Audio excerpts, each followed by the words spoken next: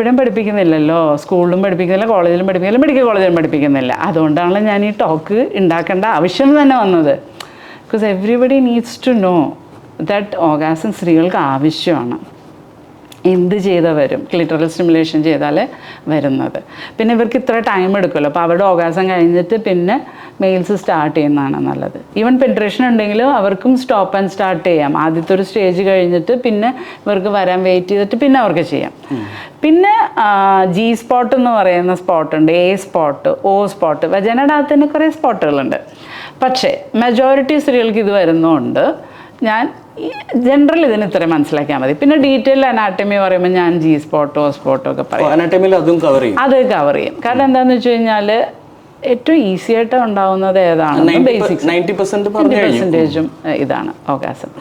അപ്പോൾ at least try for that. പിന്നെ പുരുഷന്മാർക്ക് വരുന്ന പോലെ